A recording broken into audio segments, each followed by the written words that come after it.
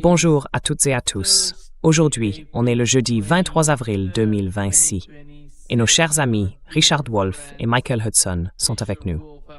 Bienvenue à nouveau, Richard, Michael. Or Tanyu.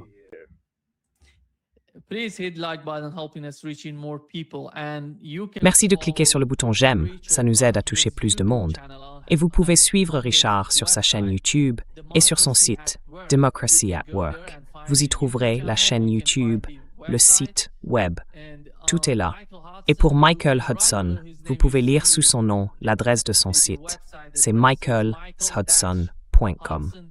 Alors Richard, je vais commencer avec vous. Voilà ce qu'il en est. Quand on parle de la guerre contre l'Iran, la guerre qui est en cours, on a une sorte de cessez-le-feu, pas officiel d'ailleurs. Mais cette guerre, ils ont essayé de la vendre, si vous vous souvenez, en juin 2025.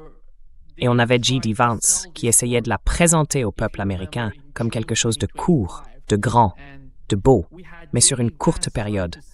Ce ne serait pas l'Irak, ni l'Afghanistan, ni le Vietnam. Rien de ce genre d'opération compliquée. Et voici ce qu'il disait en juin 2025.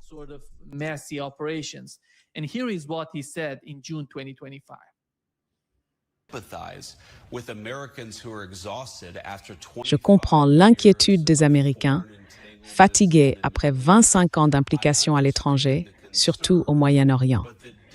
Mais la différence, c'est qu'à l'époque, on avait des présidents incompétents. Aujourd'hui, on a un président qui sait vraiment comment atteindre les objectifs de sécurité nationale des États-Unis. Donc ça ne va pas être une opération longue et interminable. Nous sommes intervenus, nous avons réussi à freiner leur programme nucléaire et maintenant, nous allons travailler à le démanteler définitivement dans les années à venir. C'est exactement ce que le président s'est engagé à faire. Principe simple. L'Iran ne peut pas avoir l'arme nucléaire. C'est ce qui a guidé la politique américaine au cours des 130 derniers jours. Et cela va continuer à être un moteur essentiel de notre politique au Moyen-Orient pour les 3 ans et demi à venir. Et à ce moment-là, on a demandé à Scott Bessent, que se passe-t-il avec la guerre? Et voici ce que Scott Bessent a répondu. La Russie a tiré des revenus supplémentaires importants de la vente de son pétrole grâce à l'allègement des sanctions. Je ne pourrais pas être plus en désaccord. Est-ce que vous contestez que la Russie ait effectivement obtenu des revenus supplémentaires importants à cause de cet allègement des sanctions? Et je ne pourrais pas être plus en désaccord. D'accord. Pourquoi avoir levé les sanctions sur le pétrole russe et iranien? Voyez les choses comme ça, monsieur. Il y a le détroit d'Ormuz. Vous voyez de quoi je parle? Il y a du pétrole à gauche. Oui, à gauche et à droite. Le Trésor a réussi, tout comme vous vous inquiétez des prix de l'essence pour les consommateurs américains et pour nos alliés asiatiques, ce qui est aussi notre cas, à mettre plus de 250 millions de barils sur l'eau. Et la façon de voir les choses, c'est que quand je suis arrivé aujourd'hui, le prix du pétrole était à $100. Si nous n'avions pas accordé cet allègement des sanctions, il aurait peut-être été à 150, parce que le monde s'est retrouvé très bien approvisionné.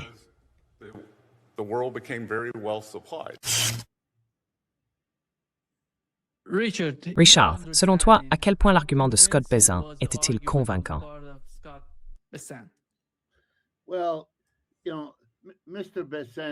Eh bien, vous savez, M. Bessent est une vraie gêne, non? La question à laquelle ce politicien devait répondre concernait le bénéfice pour la Russie de la levée des sanctions.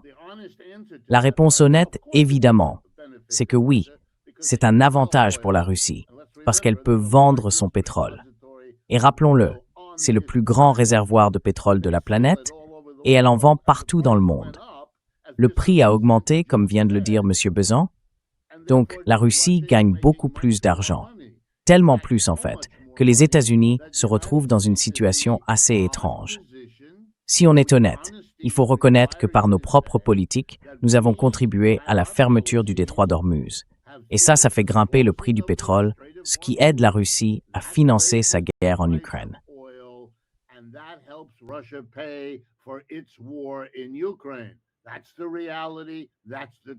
C'est ça, la réalité. C'est ça, la vérité. Monsieur Bezan, lui, soit il ne comprend pas cette histoire toute simple, soit il la comprend très bien, mais refuse de l'admettre. Parce que c'est comme ça qu'il fonctionne, avec cette mentalité compliquée. Alors il se met à marmonner que ça aurait pu être encore pire. Mais ça, ce n'est pas une réponse à la question. Parce que s'il avait laissé le détroit ouvert et que le prix du pétrole était monté à $150, ça aurait simplement voulu dire qu'on subventionne la Russie encore plus qu'on ne le fait déjà. Voilà le genre de malhonnêteté, de petits jeux, en espérant que les gens ne fassent pas attention, qui caractérise ce gouvernement.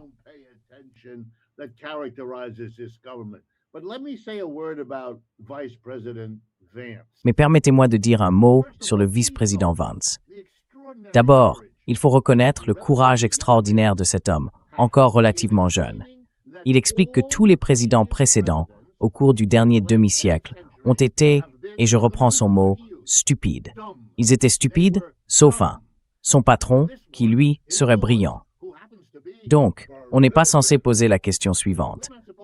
Peut-être que les présidents précédents, qui s'opposaient au régime iranien, et ça on le sait, ont examiné les options militaires et ont choisi de ne pas faire ce que M. Trump, dans sa grande intelligence, vient de faire.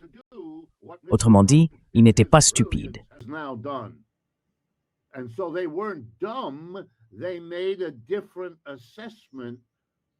Ils ont fait une évaluation différente des risques et des avantages. Et qu'est-ce qu'on sait maintenant? On sait que M. Trump et M. Vance ont commis une erreur catastrophique dans ce qu'ils ont fait. Si quelqu'un mérite l'étiquette de stupide, c'est bien eux. Ils ont été trop stupides pour ne pas se poser la question. Pourquoi Obama, Bush et Clinton, qui combattaient le régime iranien depuis le premier jour, n'ont-ils pas fait ce que M. Trump a fait? Dire « ils étaient trop stupides » montre seulement à quel point cette réponse est stupide. Soyons clairs, ils ne l'ont pas fait parce qu'ils craignaient que ça ne fonctionne pas. Et qu'est-ce qu'on sait maintenant? Eh bien, ça ne fonctionne pas, n'est-ce pas? Pas du tout.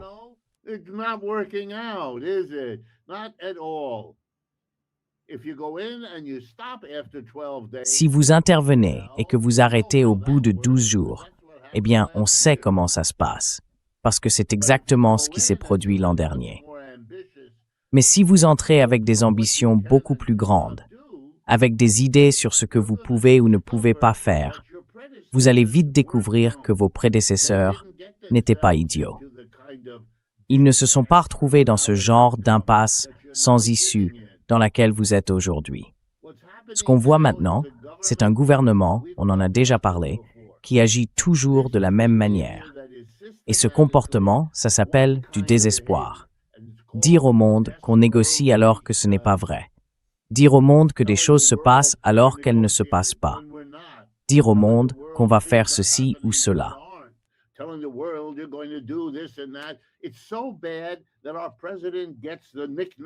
C'est quand même terrible que notre président ait pour surnom Taco.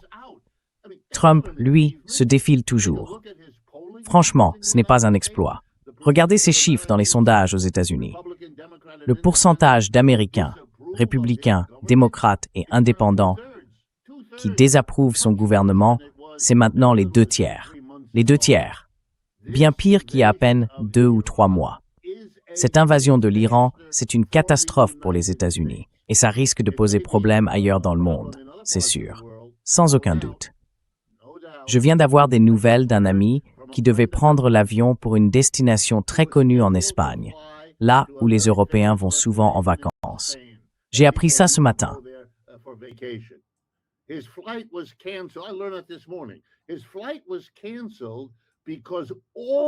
Son vol a été annulé parce que tous les vols vers cette destination en Espagne l'ont été. Cet aéroport a fermé car ils doivent économiser le carburant d'aviation et c'est une conséquence directe. On voit la même chose un peu partout en Asie. Aux Philippines, ils ont réduit la semaine de travail et d'école de 5 à 4 jours pour économiser leur pétrole et leur énergie. qui dépendent des importations. Les Iraniens, en faisant ce qu'ils ont fait avec le détroit d'Ormuz, ont montré que ne pas être stupide est une stratégie de réussite bien plus efficace que la domination militaire. Les États-Unis avaient la domination militaire, mais un retard politique, et ils en paient le prix.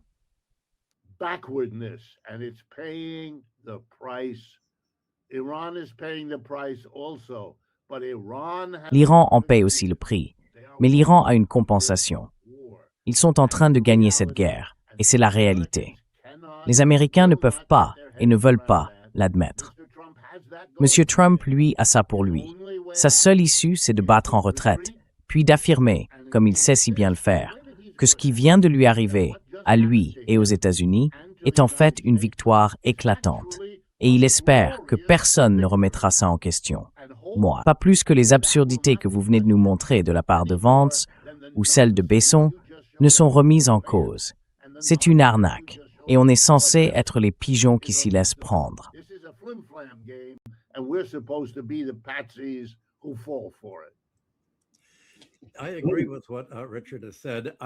Je suis d'accord avec ce qu'a dit Richard.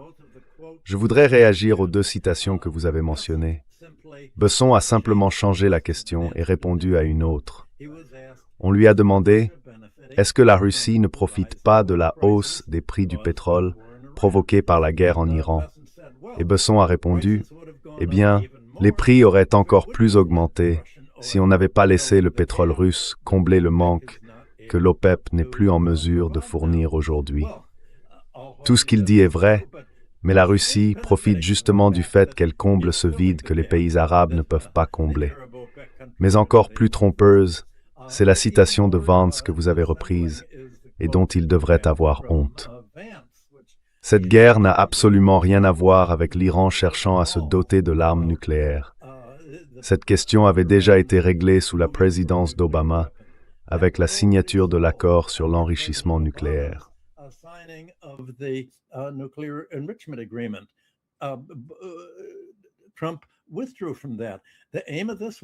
Trump s'en est retiré. Le but de cette guerre, comme on l'a répété encore et encore, c'est que l'Amérique veut contrôler l'approvisionnement en pétrole au Moyen-Orient et partout dans le monde pour pouvoir utiliser le pétrole comme un moyen de pression et forcer les autres pays à se plier à sa politique étrangère sous peine d'être coupés. Donc au fond, tout tourne autour du pétrole. Et pour y parvenir, eh bien, premièrement, de quoi a-t-on besoin? Tout comme les États-Unis et la Grande-Bretagne ont renversé Mossadegh en 1953, il faut un changement de régime. Trump a essayé ça. Il a dit tout ce qu'on a à faire, c'est tuer les dirigeants. Et on trouvera bien un opportuniste prêt à devenir le nouveau Shah, à installer un nouvel État policier sous contrôle américain qui nous servira. Eh bien, ça n'a pas marché.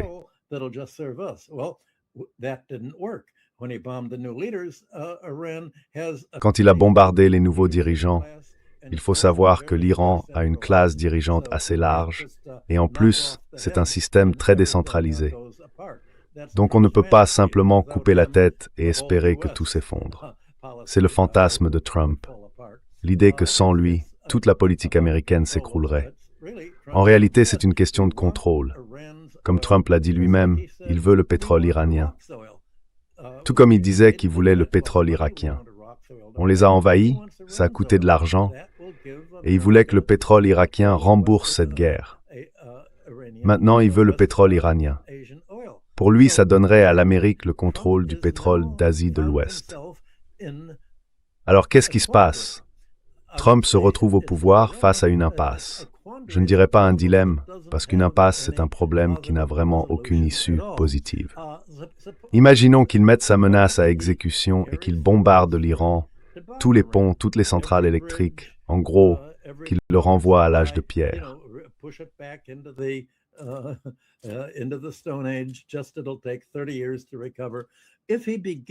Il faudra 30 ans pour s'en remettre.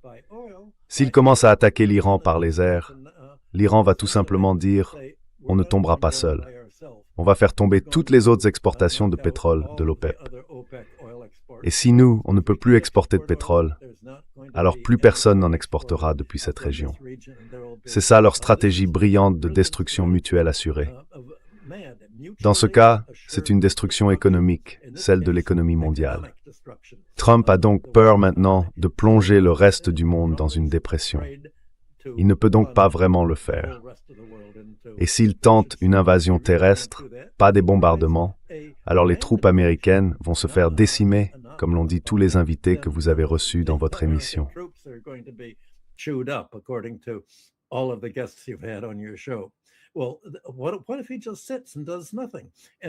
Et si en fait, il ne faisait rien, qu'il restait assis, qu'il maintenait le blocus, en appelant ça un cessez-le-feu, tout en continuant à s'emparer de navires et de pétroliers iraniens, l'Iran pourrait considérer ça comme un acte de guerre et attaquer les pays arabes. Mais ce qu'il va probablement faire, c'est continuer à faire payer des droits de passage aux navires et retarder les exportations de pétrole. On passerait alors de centaines de pétroliers par jour à peut-être une douzaine, tout au plus, ceux qui prennent le temps de remplir les formalités. Ça reviendrait au même que de supprimer le pétrole arabe de l'OPEP. Il y aurait une pénurie mondiale de pétrole et ça plongerait le reste du monde dans la récession. Comme Richard l'a souligné, ça toucherait tout, le carburant des avions, les engrais et bien d'autres choses encore.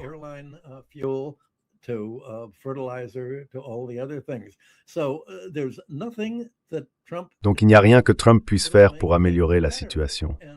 Sa seule vraie solution, ce serait de se retirer. Mais ça reviendrait à reconnaître qu'il a échoué et que les autres présidents avaient raison de ne pas se laisser entraîner là-dedans. Il y a une raison pour laquelle ils ne sont pas entrés en guerre avec l'Iran.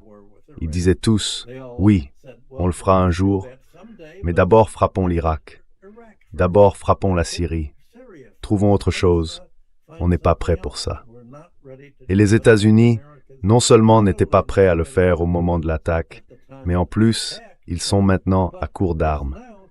Il leur reste à peine des bombes, presque plus de missiles, très peu de lance-missiles et pas beaucoup d'avions.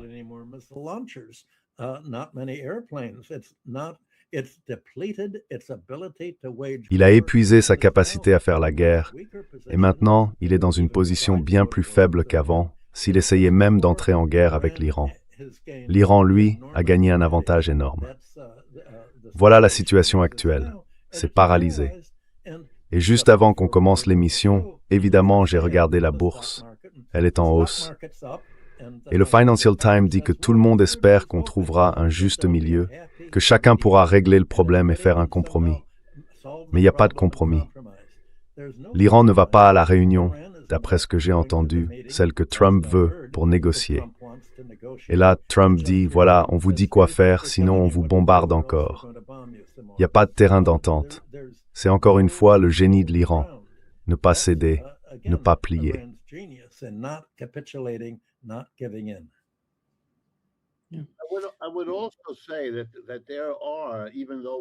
Je dirais aussi qu'il y a, même si on ne peut pas encore les voir dans le détail, des conséquences futures qui commencent déjà à se manifester.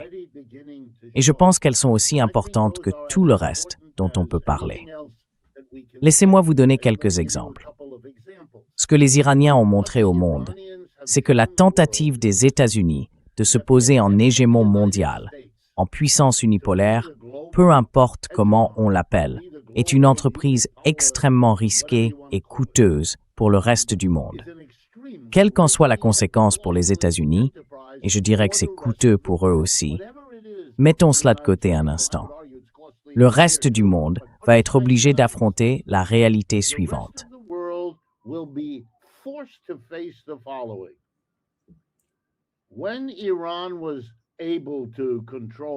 Quand l'Iran contrôlait le détroit, comme il le fait depuis des années, il n'est pas intervenu, il n'a rien facturé, et des centaines de navires ont pu y passer. Cela a permis l'expansion même des investissements capitalistes à travers le monde, parce que les longues chaînes d'approvisionnement venant d'Asie, d'Afrique et d'Amérique latine pouvaient utiliser le détroit d'Ormuz, entre autres routes, pour faire circuler les matières premières, les produits finis et tout le reste. Ils ont été, en quelque sorte, un très bon gestionnaire, efficace et peu coûteux de cette voie maritime. Mais, quand les États-Unis et Israël ont attaqué, ils ont cessé d'être un bon organisateur sans contrepartie. Ils disent que puisque les États-Unis les ont attaqués, ils sont déterminés à reconstruire tout ce qui a été détruit par les États-Unis et Israël. Les bombardements, vous voyez, les différentes villes touchées, les dégâts, à Téhéran, et ainsi de suite.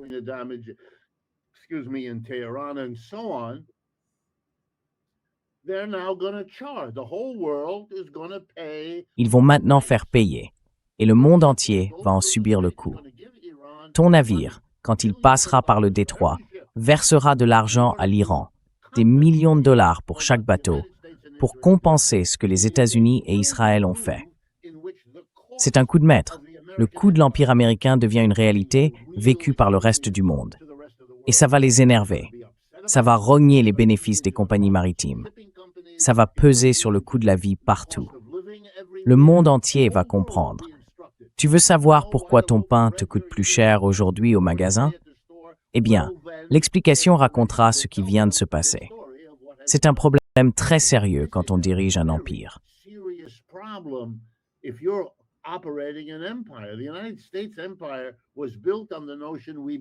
L'empire des États-Unis s'est construit sur cette idée. Nous vous apportons la prospérité, la démocratie et tout le reste, bla bla bla. Mais la réalité qu'on enseigne aujourd'hui aux gens, c'est qu'on leur apporte surtout des coûts plus élevés.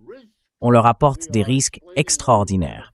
On leur explique pourquoi ils ne peuvent plus se permettre de partir en vacances en voiture, et ainsi de suite. C'est un coût à long terme, et il va falloir y réfléchir sérieusement. Et puis il y a un deuxième point, dont vous avez déjà parlé avec d'autres invités, donc je ne vais pas m'y attarder. Les pays du Golfe, 8 ou 9 en tout, ont compris qu'une base militaire américaine ne vous apporte pas la sécurité. Elle fait de vous une cible. C'est l'inverse de la sécurité. Elle vous expose à un risque énorme. Parce que comme Michael l'a très bien dit, l'Iran, à partir de maintenant, quoi qu'il arrive, va reconstruire sa capacité.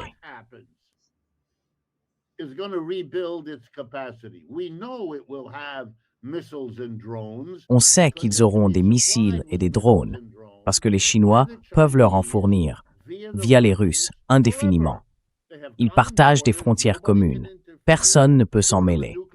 À moins d'une guerre nucléaire, ils peuvent reconstruire leur capacité militaire. Alors, qu'est-ce qu'on fait?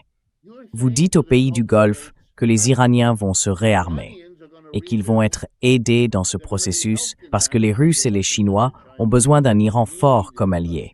Ils l'ont déjà montré. Ils vont continuer à le montrer. Ils le montrent en ce moment même. Et ça met les pays du Golfe en danger, tout comme ça met en danger l'ensemble du secteur pétrolier.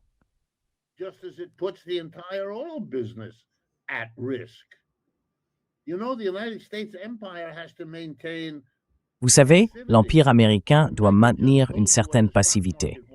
Quand Michael vient de vous dire ce que veut le marché boursier, eh bien, c'est ce que veut le monde entier. Tout le monde veut que tout ça disparaisse. Ils veulent pouvoir revenir à faire de l'argent comme ils pensaient le faire avant. Ils ne sont pas reconnaissants envers les États-Unis pour ce qu'ils font. Ils sont horrifiés. Ils veulent que ce soit fini. Et messieurs, Trump est donc face au plus grand risque de toute sa carrière politique, aussi courte soit-elle. Pourquoi? Parce que M. Trump a toujours mis le monde des affaires en premier. Le tout premier acte de sa première présidence, c'était la baisse d'impôts de décembre 2017, l'une des plus importantes réductions d'impôts que les entreprises et les plus riches aient jamais connues.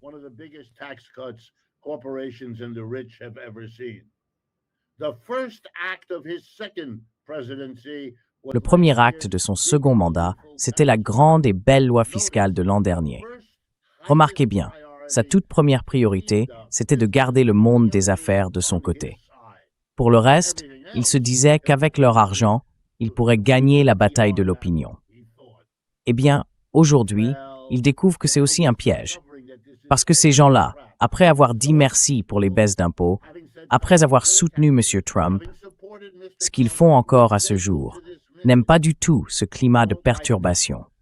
Si la bourse commence à plonger à cause des conséquences de ces décisions, il perdra le soutien du monde des affaires. Et à ce moment-là, il ne lui restera plus rien. Voilà le dilemme auquel il est confronté en tant qu'acteur politique.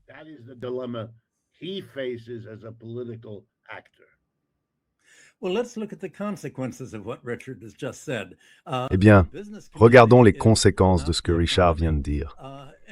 Le monde des affaires, ce n'est pas l'économie. Et l'Empire américain a pu atteindre sa domination militaire et économique après 1945 parce que son économie était solide. Ce qui a commencé à affaiblir sa puissance économique internationale, c'est la guerre du Vietnam. En réalité, ça a commencé avec la guerre de Corée en 1951. C'est à ce moment-là que la balance des paiements des États-Unis est passée dans le rouge. À l'époque de la guerre de Corée, et ensuite, tous les vendredis matins au milieu des années 60, quand je travaillais à la Chase Manhattan, on regardait les rapports de la Réserve fédérale sur les réserves d'or. On voyait tous les dollars que l'Amérique dépensait au Vietnam, au Cambodge et ailleurs en Asie, être transférés aux banques françaises pour que le général de Gaulle les échange contre de l'or.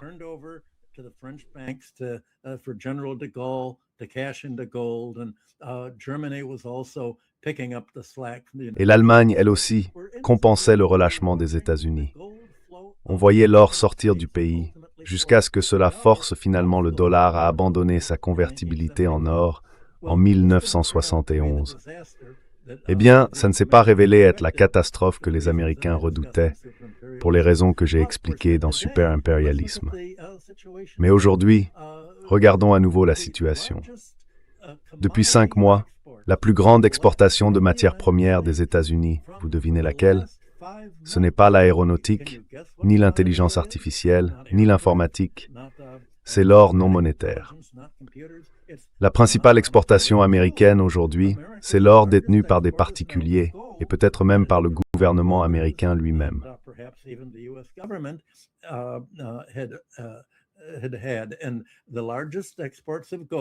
Les plus grandes exportations d'or vont vers la Grande-Bretagne et la Suisse. La Suisse sert de point de transit vers la Chine et Hong Kong. Hong Kong est d'ailleurs la 3e grande destination de cet or. Le magazine Forbes, il y a seulement quelques jours, a publié tous ces chiffres. Ils expliquent qu'il y a environ 6 à 8 semaines de décalage dans la publication des données du commerce extérieur. Mais la dernière donnée disponible, celle de février, montre que ça fait 5 mois d'affilée que l'or est une exportation majeure des États-Unis. Or, en 1971, les États-Unis ont dit « Très bien, on ne vous vend plus d'or ». Et là, quelle option reste-t-il? Il n'y en a pas. Vous n'avez pas le choix.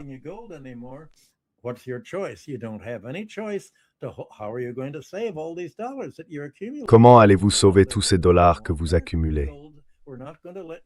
Eh bien, en réalité, il n'y a pas vraiment d'alternative à l'or.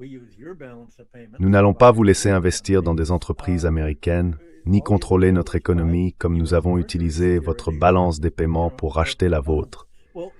Tout ce que vous pouvez faire, c'est acheter des bons du Trésor américain ou des obligations d'entreprise. Mais ce n'est plus le cas aujourd'hui, parce que l'Iran, comme le Venezuela, disait « Nous ne voulons plus détenir de dollars et nous avons maintenant des alternatives. Nous pouvons en gros détenir des yuans chinois. » Donc aujourd'hui, quand l'Amérique perd de l'or, cet argent n'est plus recyclé en prêt au Trésor américain pour financer le déficit de la balance des paiements et continuer à mener la guerre.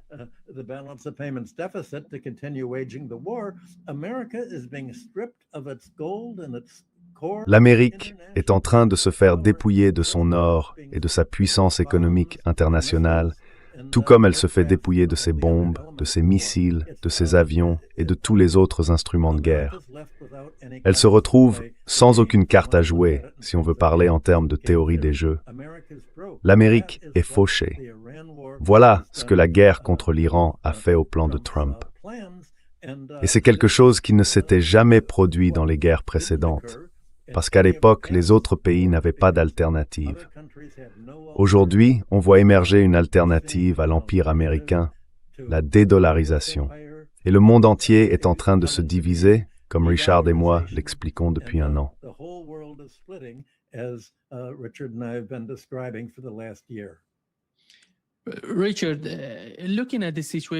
Richard, quand on regarde la situation en ce moment, comment tu vois la porte de sortie pour Donald Trump?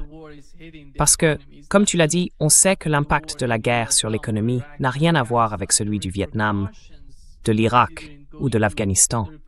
Les répercussions sur l'économie mondiale sont énormes. Par exemple, 20 000 vols ont été annulés en Allemagne. C'est Lufthansa qui a pris cette décision. Et même dans les détails, en Inde, ils ne savent plus comment produire les canettes en aluminium parce qu'ils dépendent tous de ce qui se passe. C'est un choc majeur pour l'économie mondiale. Alors, comment tu vois la sortie possible pour Donald Trump?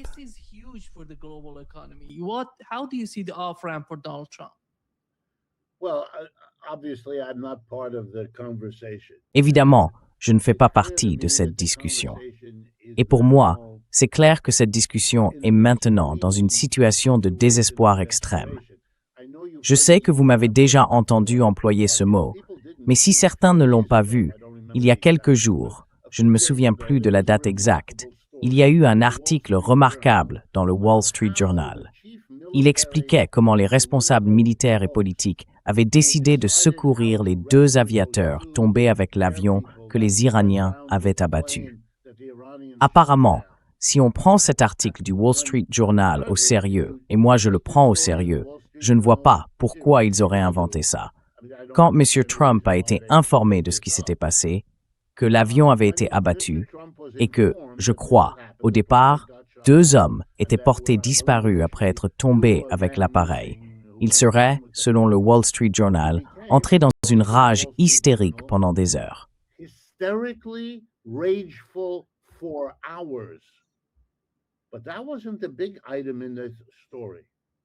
Mais ce n'était pas ça, le point important de cette histoire. Le vrai point, c'est que les personnes présentes, et je suppose, je ne sais pas, mais je suppose que dans la salle de crise, il y avait Marco Rubio, le secrétaire d'État, M. Vance, parce qu'ils sont normalement avec lui dans ce genre de situation. Eh bien, ces personnes-là, avec les chefs militaires, ont insisté pour que M. Trump quitte la salle. Et il a été expulsé pendant plusieurs heures. De temps en temps, quelqu'un à l'intérieur, parmi ceux qui prenaient les décisions sur la manière de gérer cette urgence, envoyait quelqu'un dehors pour informer le président furieux de ce qu'il faisait.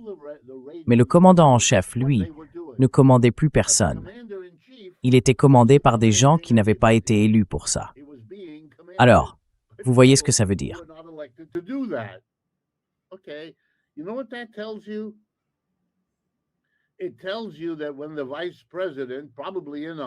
Ça montre que quand le vice-président, sans doute impliqué là-dedans, explique à quel point tout le monde était stupide, en réalité, c'est lui le naïf dans cette histoire. Il ne comprend pas ce qu'ils font. Si on prend au sérieux l'extrait que vous nous avez montré, c'est évident qu'on est dirigé par des gens qui espèrent que quelque chose finira par marcher, qui prennent des risques énormes et qui découvrent ensuite que ça ne marche pas. Ils vivent dans une sorte de bulle analytique.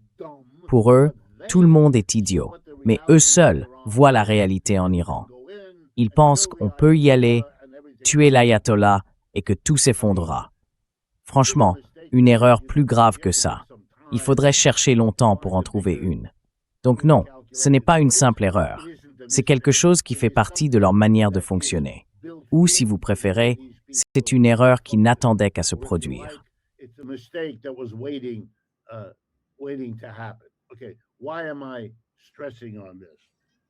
Alors, pourquoi est-ce que j'insiste là-dessus? Il me semble que tellement désespéré de trouver une porte de sortie, voilà ce que je pense qu'il va faire. Pour la partie de sa base, qui a besoin de croire que les États-Unis sont la grande puissance absolue, il va lancer encore une journée, ou peut-être une semaine de plus, de bombardements massifs sur l'Iran. Et le soir, nos télévisions seront pleines d'images de missiles qui s'écrasent, de feux qui brûlent, de bâtiments qui s'effondrent, tout ça. Puis il déclarera, comme il l'a déjà fait ces dernières semaines, que les Iraniens, épuisés par ce déluge de missiles, ont demandé la paix. Et à cause des difficultés de l'économie mondiale et parce que c'est, selon lui, un homme de bien, M. Trump acceptera d'en rester là. To stop at this point, he will have gotten some commitment, he will say, about nuclear refining. He will have gotten some commitment about the opening of the strait. And so our goals have been achieved. We've taught these Iranians a lesson. It's a victory. And he'll come home and he'll organize a parade in downtown Washington to celebrate the victory in Iran. That's what he'll do. And he'll have to live with all of the commentators here in the United States who will make fun of him for covering a defeat with fakery. But for his base, that third of the American people, Fox News will carry the story the way he wants. And so he'll continue. It's shrinking, but he continues to be a candidate appealing to, above all, to that base. And so that's what he'll do because he has to stop. Well, in other words, Trump will make a public relations spin. En d'autres termes, Trump va essayer de transformer sa défaite dans cette guerre en opération de communication. Richard, j'aime que tu parles de ces gens-là, parce que c'est vraiment d'eux qu'il s'est entouré. Souviens-toi que Tulsi Gabbard a témoigné devant le Congrès. Les 18 agences américaines avaient tout affirmé que l'Iran ne travaillait pas sur la bombe atomique depuis plus de 20 ans. Il n'y avait aucun progrès, aucun mouvement vers une bombe. Mais ensuite, le directeur de la CIA, Radcliffe, est venu dire que oui, l'Iran travaillait bien sur une bombe atomique. En gros, Radcliffe a ignoré tout ce que la CIA et les autres agences américaines, sous la supervision de Tulsi Gabbard, avaient déclaré. Apparemment, il y a eu de nombreuses démissions à la CIA. Et Trump, lui, a nommé des gens comme Pete Hegseth, tristement célèbre, qui a fait exactement la même chose avec l'armée.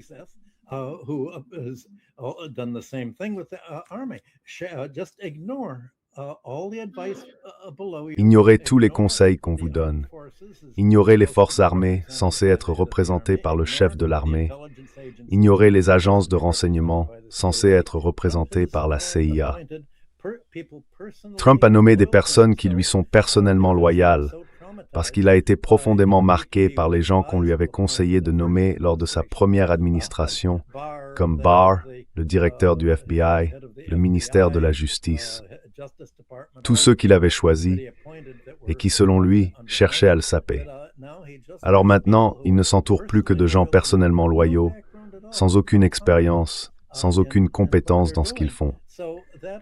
C'est ça, en fait, qu'il essaie de construire à travers cette opération de communication, sa reddition, comme tu viens de le dire, Richard, présentée comme une victoire, autant qu'on peut maquiller un échec pour le faire passer pour un succès.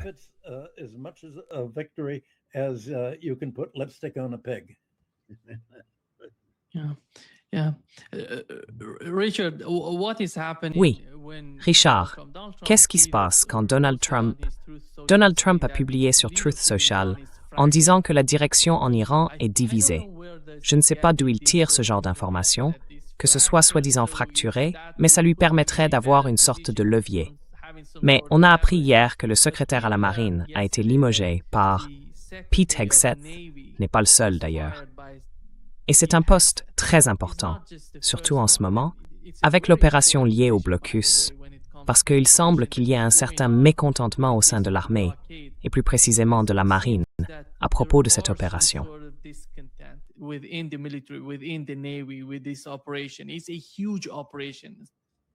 C'est une opération énorme. Il ne s'agit pas pour l'Iran de contrôler le détroit d'Ormuz depuis la terre. Pour l'Iran, c'est très facile à faire. Mais pour les États-Unis, quand on regarde la mer d'Arabie et toute la zone qu'ils doivent couvrir, c'est presque impossible. C'est pour ça qu'ils n'ont pas pu le faire. Pour beaucoup de ces pétroliers qui entrent et qui sortent. Alors, qui est vraiment affaibli et en quoi ça va l'aider? Admettons qu'ils se sentent comme ça. Est-ce que ça va vraiment l'aider?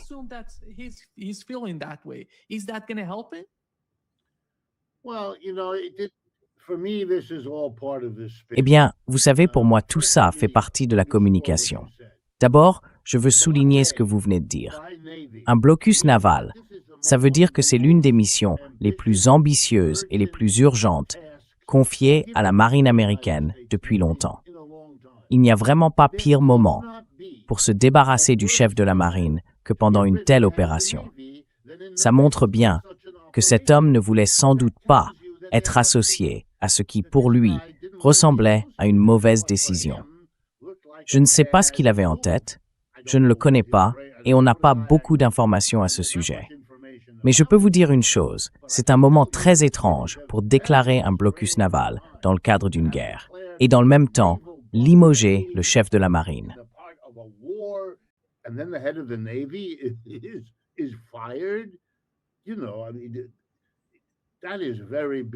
Tu sais, c'est quand même très étrange d'abord. Ensuite, dire que tes adversaires ont des désaccords entre eux, ce n'est pas une remarque très intéressante parce que c'est toujours vrai. La seule question, c'est de savoir si c'est pertinent ou pas. En d'autres termes, est-ce que ces désaccords sont fondamentaux? Est-ce qu'ils sont profonds? Quelle est la situation en fait? Sinon, le simple fait qu'il y ait des fractures, des désaccords, ça n'a rien d'exceptionnel. J'imagine qu'il y en a. Oui. Il y a d'ailleurs pas mal de rumeurs disant que Vance n'était pas très enthousiaste à propos de cette guerre non plus. Non? Donc oui, il y a des fractures. Mais M. Vance a pris la décision politique d'être un vice-président loyal et de suivre le mouvement, clairement.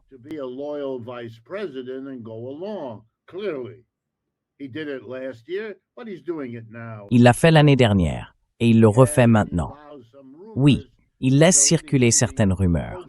Il pense déjà à l'après-Trump et il aimerait pouvoir dire plus tard, quand ce sera opportun et que Trump ne sera plus dans le paysage.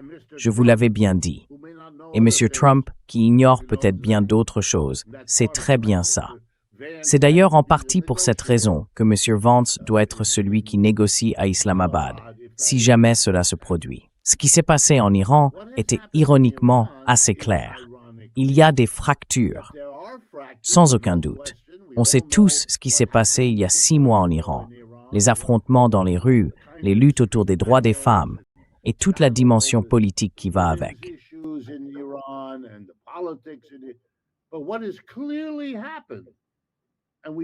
Mais ce qui s'est clairement passé, et on le sait vraiment maintenant, c'est qu'en attaquant l'ayatollah et en bombardant les villes, on a en fait soudé les Iraniens. Ils ont mis de côté, pas oublié, mais mis de côté, leur désaccord pour faire bloc contre les États-Unis. On le voit bien, c'est ce qui se passe. Et d'ailleurs, à l'inverse, aux États-Unis, le nombre de gens prêts à dire qu'ils ne veulent pas de cette guerre augmente, il ne diminue pas. Tu vois, Tucker Carlson, Marjorie Taylor Greene. Ces personnes prennent maintenant leur distance avec Donald Trump et déclarent publiquement que cette guerre est une trahison, une mauvaise idée. Et là, attention, c'est là que c'est ironique.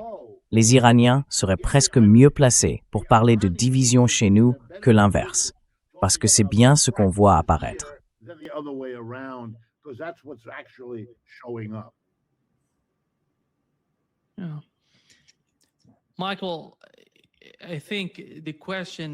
Michael, je pense que la vraie question en ce moment, c'est l'économie. La plupart de ces pays, les pays du CCG, les États du Golfe Persique, sont dans une situation très difficile.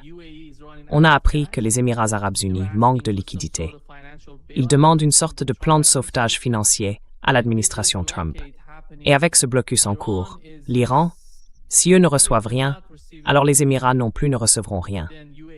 En fait, ils imposent une sorte de blocus aux pays du CCG. Comment vois-tu la situation de ces États arabes, ces pays du CCG, avec le temps? Est-ce qu'ils vont réévaluer, revoir leur stratégie dans la région? Eh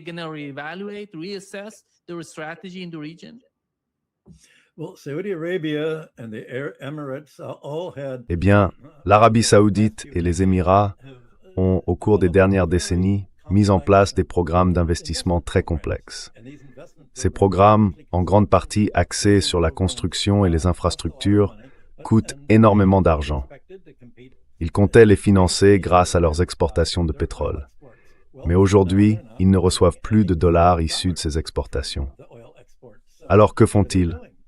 Pour éviter de faire défaut sur leurs dettes, ils vendent leurs avoirs en dollars.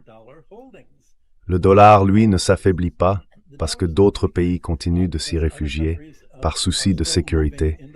Ils n'ont pas encore trouvé de moyens vraiment fluides d'investir dans la monnaie chinoise. Et le renminbi chinois, de son côté, n'a pas vraiment envie de devenir une monnaie d'épargne pour le reste du monde. Et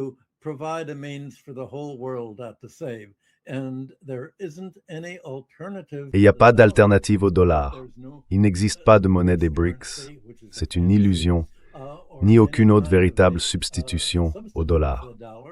À la rigueur, on peut acheter de l'argent métal, des matières premières, de l'immobilier ou autre chose. Mais les pays arabes, eux, commencent à vendre leurs dollars. Et probablement que Trump va, pour faire le coup de communication dont Richard parlait, lancer au moins une frappe symbolique, juste pour pouvoir dire « Vous voyez, je les ai bombardés jusqu'à ce qu'ils cèdent ». Mais quoi qu'il fasse, ça risque de provoquer une explosion en Iran. Parce qu'on ne peut pas savoir si cette petite bombe, même si Trump dit « Ne vous inquiétez pas, c'est juste une petite bombe, vous êtes d'accord ?», ne va pas tout faire sauter. Il a déjà essayé de conclure ce genre d'accord avec l'Iran l'an dernier, et l'Iran a dit non.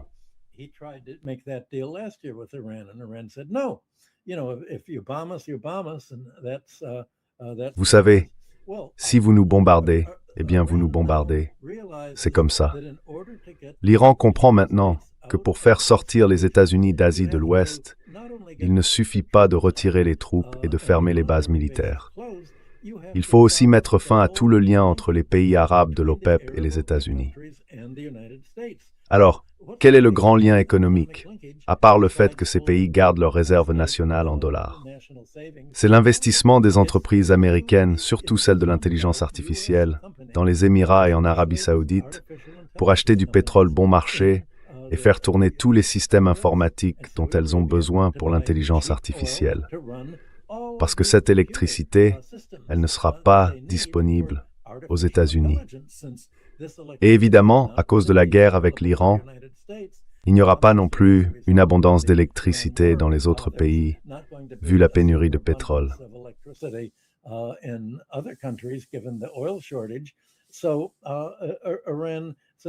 Alors l'Iran dit, très bien, on va briser cette relation symbiotique en bombardant les investissements américains là-bas. Et s'il s'agit d'investissements de luxe, ils seront probablement visés aussi. Trump, lui, a essayé la semaine dernière de rappeler son fameux mot de paix. Il disait, souvenez-vous, on allait investir à Gaza pour aider à la reconstruire.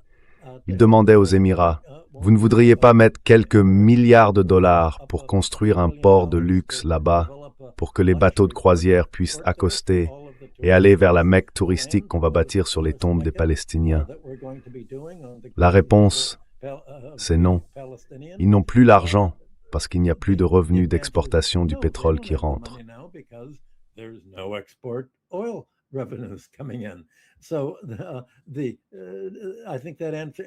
Je pense que ça répond à votre question. Les pays de l'OPEP eux-mêmes sont à court d'argent parce qu'ils ont déjà engagé tellement de dépenses qu'ils comptaient financer grâce à leurs exportations de pétrole. Et là encore, on revient à ce que Richard disait tout à l'heure et à ce que vous disiez aussi. Le vrai problème, c'est que la présence américaine là-bas n'est plus un avantage pour les pays hôtes. Et quand je dis hôte, je parle au sens biologique, comme un parasite qui pond ses œufs dans un hôte. Ces pays n'ont plus aucun bénéfice à héberger des bases militaires américaines, parce que les États-Unis n'ont plus aucun intérêt à les défendre. Bien au contraire.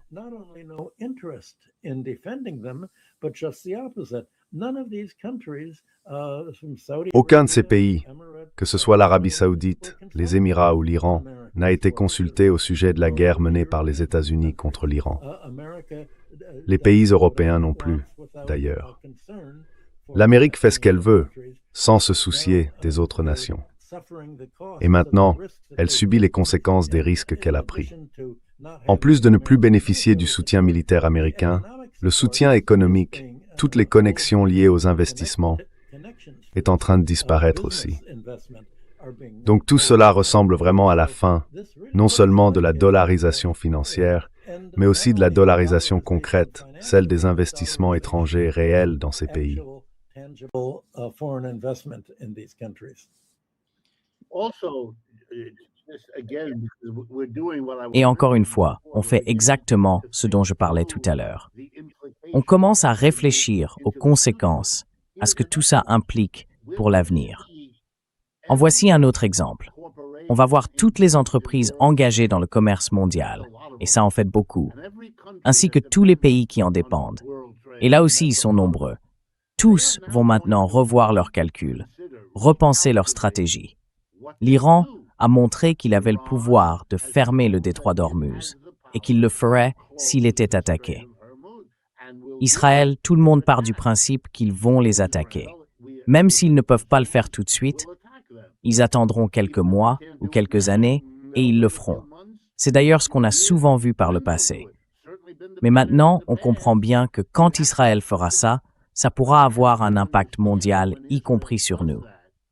It can have a global effect on you. You can't be looking the other way.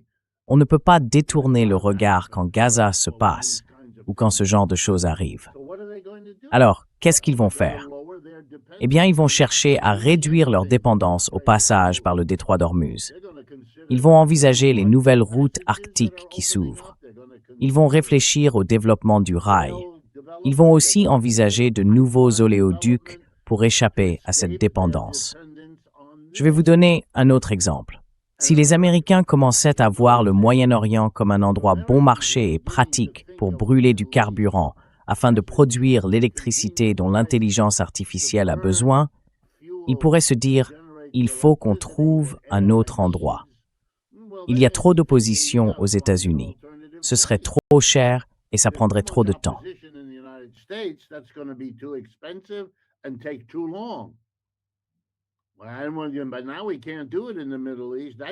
Mais maintenant, on ne peut plus le faire au Moyen-Orient. Cette époque est terminée. Alors, où est-ce qu'on va le faire? Est-ce qu'il va y avoir une nouvelle poussée vers l'Afrique dans l'espoir d'y parvenir d'une manière ou d'une autre? Est-ce que c'est réaliste? Est-ce qu'il y a un carburant qu'on peut brûler en Afrique pour produire de l'électricité? Des milliers d'entreprises vont prendre des décisions qui vont réorganiser l'économie mondiale à la sortie de cette crise. Je ne sais pas exactement quelle forme ça prendra. Je n'ai pas fait le travail.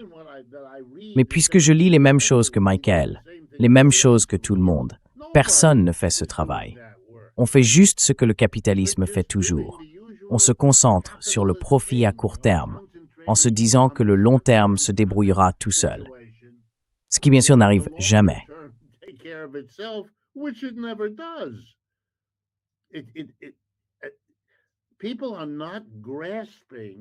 Les gens ne comprennent pas que, à commencer par Trump et ses conseillers, ils n'avaient absolument aucune idée de ce qu'ils faisaient.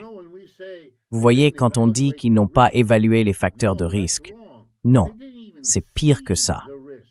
Ils n'ont même pas vu le risque, encore moins cherché à l'évaluer. Ils se sont raconté une histoire, celle d'Iraniens divisés, qui du coup n'auraient pas d'autre choix que d'accepter une nouvelle guerre de 12 jours. La seule différence, selon eux, c'est que cette fois, Israël et les États-Unis obtiendraient tout ce qu'ils voulaient, alors qu'en juin dernier, ils avaient dû se contenter de la fin des hostilités, et pas grand-chose de plus. Très belle histoire, hein? Ça aurait été bien pratique si c'était vrai, mais ça ne l'était pas. Et ils n'étaient même pas capables de poser la question, encore moins d'évaluer les coûts et les avantages en jeu.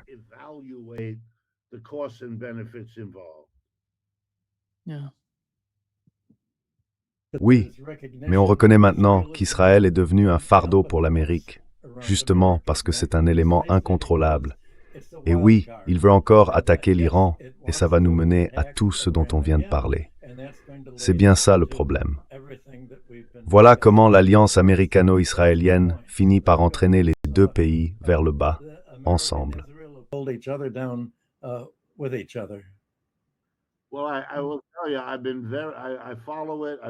Eh bien, je vais vous dire, je suis ça de près.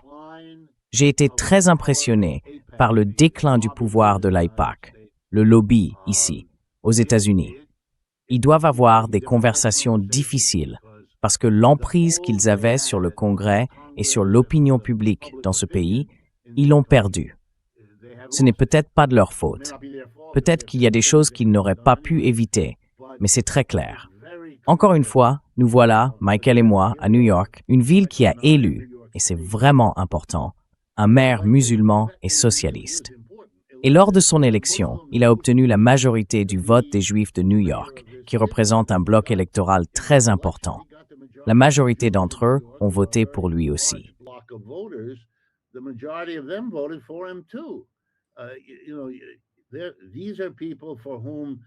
Vous savez, pour ces gens-là, Israël n'est plus le saint Graal de quoi que ce soit. C'est devenu quelque chose de très différent. Le prix à long terme que les Juifs vont devoir payer pour ce que les sionistes israéliens ont fait à Gaza. Waouh! Je ne sais pas exactement comment ça va se passer, mais ce sera un fardeau injustement imposé à beaucoup de Juifs qui n'y sont absolument pour rien. Ce sera terrible, vraiment terrible.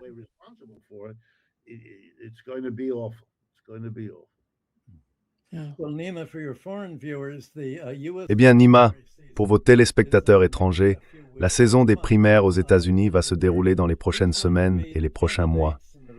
Elle sert à déterminer qui seront les candidats du Parti républicain et du Parti démocrate pour les élections de novembre. Et dans toutes les grandes primaires, au moins un, parfois deux candidats, misent surtout sur un argument pour attirer les électeurs. Dire « moi, je ne suis pas soutenu par l'AIPAC ».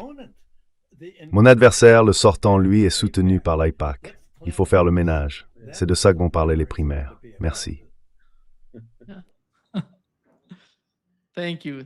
Merci, Richard. Merci, Michael, d'être avec nous aujourd'hui.